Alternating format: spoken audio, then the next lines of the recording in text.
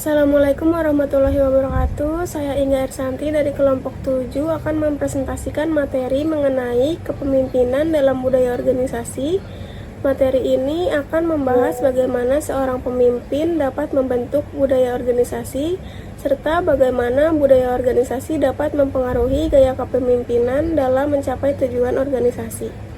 Sebelum masuk ke materi, saya ingin bertanya kepada teman-teman, apakah kalian pernah memiliki atasan yang menyenangkan dan membuat semangat bekerja, atau justru pernah memiliki atasan yang membuat pekerjaan terasa lebih berat dan menimbulkan stres? Dari pertanyaan tersebut, kita dapat memahami bahwa kepemimpinan memiliki pengaruh yang besar terhadap suasana kerja dan budaya dalam organisasi. Organisasi saat ini menghadapi dinamika perubahan akibat adanya perkembangan teknologi, persaingan global, dan dinamika pasar yang terus berkembang, sehingga menuntut adanya seorang pemimpin yang mampu beradaptasi dengan situasi tersebut. Dalam berbagai macam kondisi, peran kepemimpinan menjadi sangat penting untuk mengarahkan organisasi agar tetap relevan dan kompetitif. Budaya organisasi juga menjadi faktor penentu keberhasilan, karena nilai, norma, dan kebiasaan kerja yang kuat dapat mendukung kinerja karyawan serta mempercepat pencapaian tujuan organisasi. Pada bagian pertama, kita akan membahas definisi kepemimpinan. Pemimpin adalah seseorang yang mampu mempengaruhi orang lain untuk mencapai tujuan tertentu. Sedangkan kepemimpinan merupakan kemampuan untuk mengarahkan, memotivasi, dan menggerakkan anggota organisasi agar bekerja sama secara efektif. Seorang pemimpin tidak hanya memberikan instruksi, tetapi juga menjadi motivator dan pengambil keputusan dalam organisasi. Selanjutnya, kita akan membahas hubungan antara kepemimpinan dan budaya organisasi. Terdapat 3 gaya kepemimpinan yang dijelaskan dalam materi ini. Yang pertama adalah transformasional. Pemimpin transformasional menginspirasi anggota organisasi untuk mencapai visi yang besar melalui motivasi, pengaruh pribadi, dan fokus pada perkembangan individu. Yang kedua adalah transaksional. Pemimpin transaksional berfokus pada struktur, peran yang jelas, reward, dan punishment untuk mendorong kinerja sesuai standar yang ditentukan. Dan yang ketiga adalah pelayanan. Kepemimpinan pelayan menempatkan kebutuhan anggota organisasi sebagai prioritas, menciptakan budaya yang mendukung kolaborasi, empati, dan pemberdayaan. Pemimpin memiliki peran penting dalam membentuk budaya organisasi. Yang pertama, penetapan nilai. Pemimpin menciptakan dan menyampaikan nilai inti organisasi melalui komunikasi, perilaku, dan kebijakan sehari-hari. Yang kedua, teladan. Pemimpin berperan sebagai role model, di mana tindakan mereka mencerminkan norma dan nilai yang ingin ditanamkan dalam budaya organisasi. Yang ketiga, praktik simbolik. Pemimpin menggunakan ritual, penghargaan, dan tradisi untuk memperkuat identitas budaya organisasi dan memastikan keberlanjutannya. Dalam proses perubahan organisasi, pemimpin harus mampu berkomunikasi secara terbuka mengenai alasan perubahan yang dilakukan. Selain itu, pemimpin juga perlu memberikan pendampingan kepada anggota organisasi agar mampu beradaptasi dengan perubahan tersebut.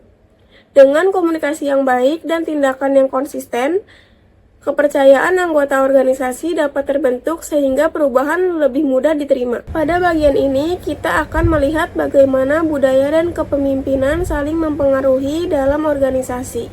Budaya organisasi mempengaruhi perilaku pemimpin, cara pengambilan keputusan, dan fokus prioritas organisasi.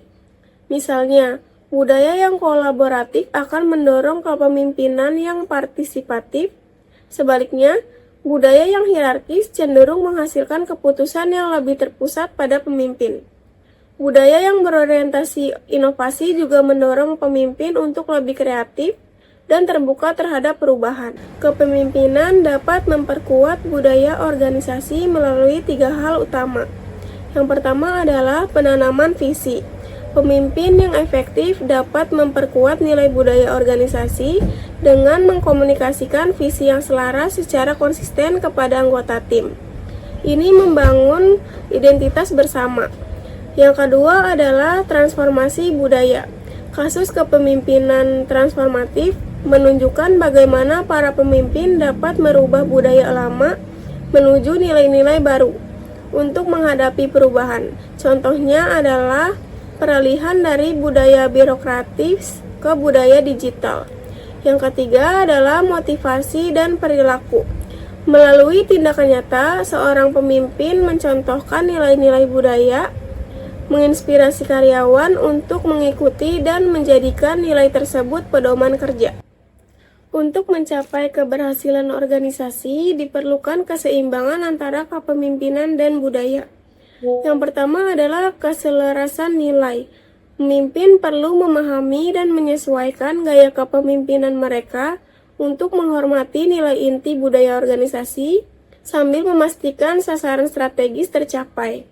Kemudian, adaptabilitas, yaitu keseimbangan dicapai dengan fleksibilitas, di mana pemimpin harus mampu menyesuaikan pendekatan mereka sesuai dengan perubahan lingkungan internal dan eksternal.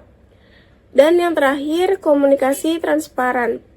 Pemimpin yang menjaga keterbukaan komunikasi membantu mengurangi konflik antara budaya tradisional dan inovasi baru, memastikan semua pihak termotivasi secara bersamaan. Studi kasus dan alat untuk kepemimpinan budaya. Beberapa perusahaan besar berhasil membangun budaya organisasi yang kuat. Yang pertama adalah kepemimpinan Google. Kepemimpinan Google mendorong inovasi melalui budaya kerja fleksibel, lingkungan kolaboratif, dan fokus pada kesejahteraan karyawan yang meningkatkan produktivitas dan kreativitas. Yang kedua adalah kepemimpinan Apple, menanamkan budaya kerja, ketelitian, dan estetika, mendorong penciptaan produk berkualitas tinggi yang sesuai dengan visi, kesederhanaan adalah kecanggihan. Yang ketiga, Zappos, fokus pada budaya pelayanan pelanggan. Pemimpin mereka memberikan contoh dengan mendukung dan memprioritaskan pengalaman pelanggan, sekaligus menciptakan lingkungan kerja yang menyenangkan. Terdapat beberapa alat yang dapat digunakan untuk memahami dan mengembangkan budaya organisasi. Yang pertama adalah dimensi budaya Hofstede. Alat ini membantu memahami variasi budaya organisasi berdasarkan aspek seperti individualisme versus kolektivisme, jarak kekuasaan, maskulinitas versus feminitas, penghindaraan ketidakpastian, orientasi jangka panjang versus jangka pendek, dan pemuasan diri versus pengendalian diri. Yang kedua, model budaya Edgar Schein menilai budaya organisasi melalui 3 level, yaitu artefak, nilai yang diakui, dan asumsi yang mendalam, untuk mengidentifikasi potensi perubahan atau penguatan. Yang ketiga, pendekatan Agile mendorong budaya iteratif dengan fokus pada fleksibilitas dan pengembangan yang berkelanjutan, membantu organisasi adaptif terhadap perubahan pasar. Sekarang mari kita bahas lebih dalam tentang dimensi budaya Hofstede. Yang pertama, individualisme versus kolektivisme. Menggambarkan apakah kepentingan individu atau kelompok telah diutamakan. Budaya individualis menekankan pencapaian pribadi, sedangkan budaya kolektivis mengutamakan kerjasama dan loyalitas kelompok. Contohnya, keberhasilan proyek dianggap sebagai hasil kerjasama tim. Yang kedua adalah jarak kekuasaan, menumpukan sejauh mana perbedaan kekuasaan diterima dalam organisasi. Budaya dengan jarak kekuasaan tinggi cenderung memiliki struktur hierarkis yang kuat, sedangkan budaya dengan jarak kekuasaan rendah mendorong komunikasi yang lebih terbuka antara atasan dan bawahan. Contohnya, karyawan mengikuti keputusan pemimpin tanpa banyak mempertanyakan. Dimensi budaya Hofstede yang ketiga adalah maskulinitas versus feminitas. Menjelaskan nilai yang dominan dalam budaya. Budaya maskulin berfokus pada prestasi dan kompetisi, sedangkan budaya feminin lebih menekankan kepedulian dan keseimbangan hidup. Contoh, Perusahaan memberikan penghargaan bagi karyawan berprestasi. Yang keempat, penghindaran ketidakpastian. Menunjukkan tingkat kenyamanan terhadap situasi yang tidak pasti. Skor tinggi cenderung menyukai aturan yang jelas, sedangkan skor rendah lebih terbuka terhadap perubahan. Contohnya, perusahaan memiliki SOP yang rinci untuk mengurangi risiko. Yang kelima adalah orientasi jangka panjang versus jangka pendek. Dimensi ini menunjukkan apakah suatu budaya lebih fokus pada tujuan masa depan atau hasil yang cepat. Budaya jangka panjang menekankan perencanaan, ketekunan, dan investasi untuk keberhasilan di masa depan. Sedangkan budaya jangka pendek lebih berfokus pada hasil segera dan mempertahankan tradisi. Contoh, perusahaan berinvestasi dalam pengembangan produk baru yang hasilnya baru terlihat beberapa tahun mendatang, yaitu jangka panjang. Sebaliknya, perusahaan yang fokus meningkatkan penjualan bulanan untuk memperoleh keuntungan cepat mencerminkan orientasi jangka pendek. Selanjutnya, pemuasan diri dan pengendalian diri. Menunjukkan sejauh mana individu bebas menikmati hidup dan memenuhi keinginan pribadi. Budaya indulgens lebih permisif, sedangkan restraint lebih menekankan pengendalian diri. Contohnya, perusahaan menyediakan program rekreasi dan kesejahteraan karyawan. Selanjutnya, mari kita bahas tentang pendekatan Agile. Yang pertama adalah fleksibilitas dan adaptabilitas yang menggambarkan kemampuan organisasi untuk merespon perubahan secara cepat dan efektif. Hal ini ditunjukkan melalui respon yang cepat terhadap perubahan lingkungan kerja, kemampuan menyesuaikan strategi kerja, dan kemampuan beradaptasi dengan kebutuhan dan harapan pelanggan yang terus berkembang.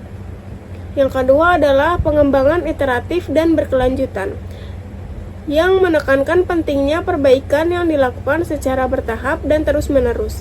Dimensi ini tercermin dari pelaksanaan evaluasi berkala, penerapan perbaikan berkelanjutan berdasarkan hasil evaluasi, serta upaya peningkatan kualitas produk, layanan, dan proses kerja secara konsisten.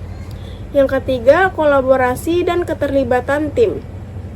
Dimensi kolaborasi dan keterlibatan tim menunjukkan pentingnya kerjasama dalam mencapai tujuan organisasi. Dimensi ini ditandai dengan komunikasi yang terbuka antara anggota tim, kerjasama lintas fungsi yang efektif, serta keterlibatan aktif tim dalam proses pengambilan keputusan dan penyelesaian masalah. Budaya organisasi dapat diukur melalui survei karyawan, audit budaya, dan metrik kinerja budaya. Melalui cara tersebut, organisasi dapat mengetahui apakah budaya yang diterapkan sudah berjalan sesuai harapan dan memberikan dampak positif terhadap kinerja organisasi. Sebagai kesimpulan, kepemimpinan memiliki peran penting dalam membentuk, menjaga, dan mengembangkan budaya organisasi melalui penerapan nilai, norma, serta perilaku yang menjadi teladan bagi anggota organisasi. Gaya kepemimpinan yang efektif mampu menciptakan lingkungan kerja yang positif, meningkatkan disiplin, kerjasama, komunikasi, dan motivasi kerja. Selain itu, pemimpin juga berperan dalam menanamkan visi dan tujuan organisasi secara konsisten, serta membantu anggota beradaptasi terhadap perubahan melalui arahan dan dukungan. Dengan demikian, kepemimpinan dan budaya organisasi saling mempengaruhi dalam mencapai keberhasilan dan keberlanjutan organisasi. Demikian presentasi yang dapat saya sampaikan. Kurang lebihnya saya mohon maaf. Wassalamualaikum warahmatullahi wabarakatuh.